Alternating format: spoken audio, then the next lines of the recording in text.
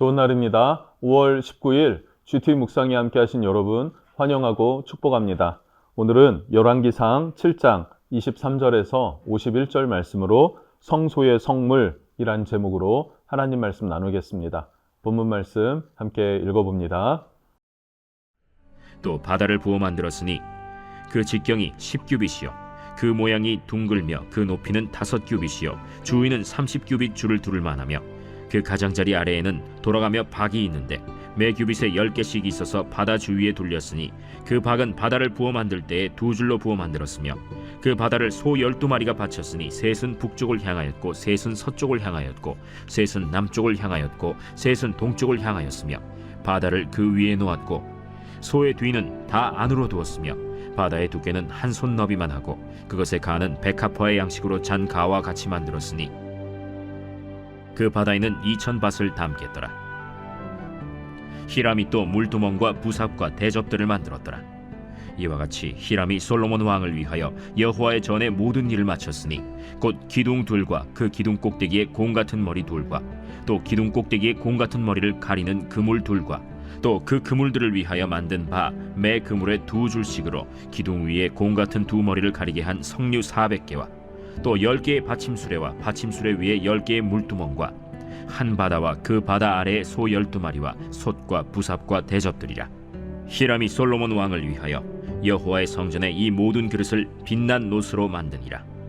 왕이 요단 평지에서 숫꽃과 사르단 사이에 차진 흙에 그것들을 부어내었더라. 기구가 심히 많으므로 솔로몬이 다 달아보지 아니하고 두었으니 그 논무게를 능히 측량할 수 없었더라.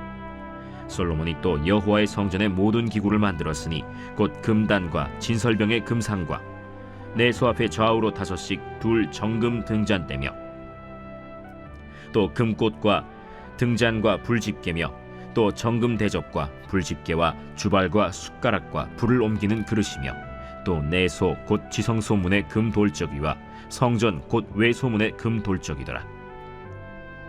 솔로몬 왕이 여호와의 성전을 위하여 만드는 모든 일을 마친지라. 이에 솔로몬이 그의 아버지 다윗이 드린 물건 곧 은과 금과 기구들을 가져다가 여호와의 성전 곳간에 두었더라. 오늘 23절부터 26절까지는요, 놋바다에 대해서 기록하고 있습니다. 우리는 지난 시간에 히람, 놋 세공업자죠. 이 히람이 2개의 기둥, 야긴과 보아스라고 하는 2개의 기둥을 만들었다라는 것까지 나눴습니다. 그런데 뿐만 아니라 이 히람은 자기의 그 놋 세공 기술로 더 많은 것들을 만들었어요. 놋바다도 만들고요, 물두멍, 부삽, 그리고 대접, 이러한 것들도 만들었습니다. 그 내용이 오늘 기록되어져 있는데요. 23절, 또 바다를 부어 만들었으니 라고 해요. 이 바다는요, 물을 담아 놓는 큰 대야입니다. 수조, 이렇게 보면 될 것 같아요. 큰 수조. 그래서 이 수조는요, 48,000리터의 물을 담아둘 수 있었다라고 말합니다.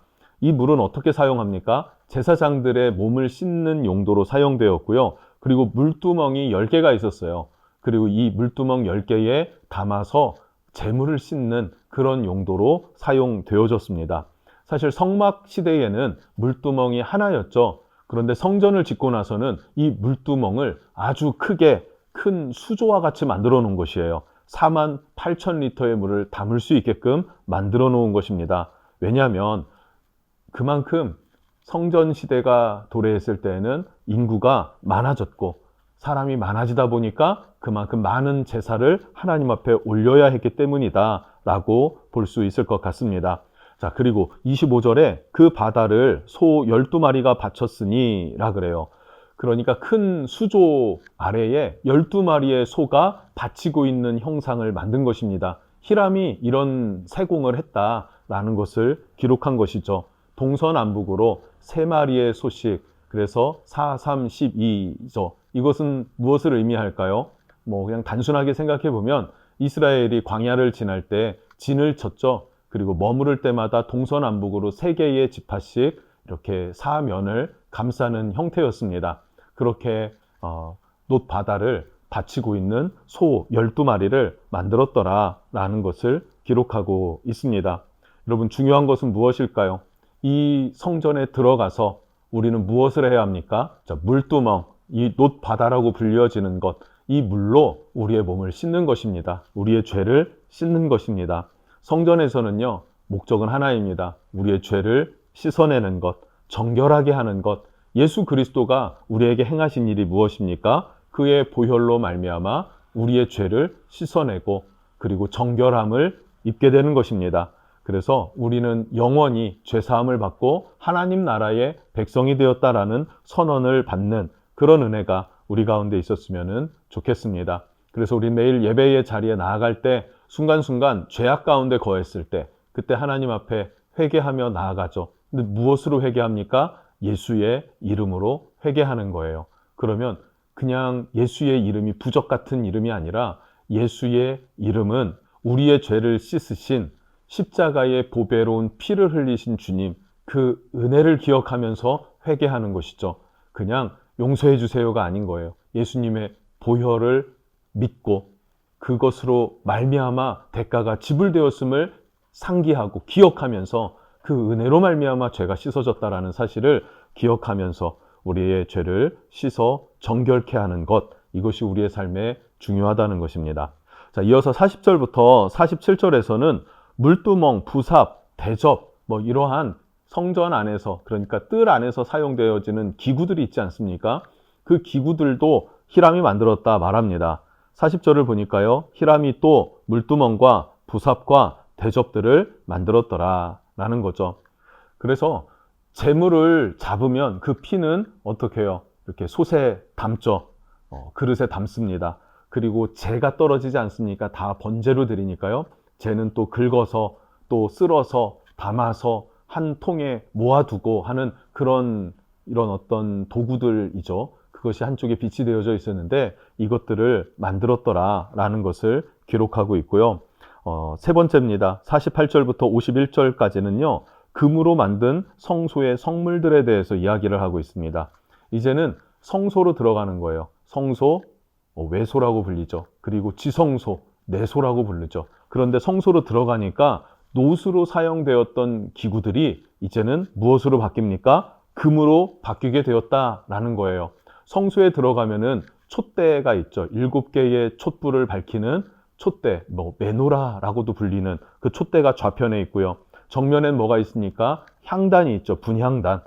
분향단이 있고요. 오른쪽에는 12덩어리의 떡을 진열하는 그 떡상이 있습니다. 이렇게 그 안에 있는 물건들은 다 무엇으로요? 금으로 만들었다라는 것이에요. 자, 하나님 앞에 나아가면 나아갈수록 놋에서 무엇으로요? 금으로. 즉 하나님의 임재의 자리로 가까이 나아가면 나아갈수록 우리는 더욱 정결해야 하고 하나님께서는 우리에게 더 온전한 것을 요구하신다라는 사실을 알아야 합니다. 하나님 앞에 설 수 있는 자격은요, 정금과 같은 믿음입니다. 순전한 믿음이다라는 것을 우리는 기억하면 좋겠어요. 그래서 사람들은요, 이렇게 봉사를 하지 않습니까? 교회 안에서 섬기는 일들이 각각 있을 거예요. 어떤 일은 큰 것을 섬긴다, 이렇게 생각하기도 하고, 어떤 것은 작은 것을 맡았다, 이렇게 생각하기도 해요. 그러나 크고 작고의 문제가 아니라 하나님 앞에 어떻게 해요? 온전히 최선을 다해 하는 그 마음의 자세와 태도가 매우 중요하다라는 것을 우리는 기억하면 좋겠습니다. 특별히 그렇게 정금과 같이 순전하게 주님 앞에 나아갈 때 필요한 것은 무엇입니까? 말씀의 불로 연단되어지는 과정이 필요하다는 것이에요. 또 때로는 사탄이 우리를 시험하는 어떤 상황들이 있지 않습니까? 그 불같은 시험들을 만나게 됐을 때 우리는 기억해야 합니다. 하나님이 나를 연단하시는구나, 단련하시는구나, 재련하시는구나. 그래서 나를 더 정금과 같이 만드셔서 하나님의 보좌로 더 가까이 나아가게 하시는구나. 이제는 뜰에만 머무는 신앙이 아니라 성소로 들어가는구나, 지성소로 나아가는구나 라고 하는 그런 하나님의 부르심으로 여러분 받아들일 수 있다면 우리의 믿음은 정말로 굳건하게 하나님 앞에 세워지게 되는 줄로 믿습니다. 자, 이사야 60장 17절에 이런 말씀이 있어요.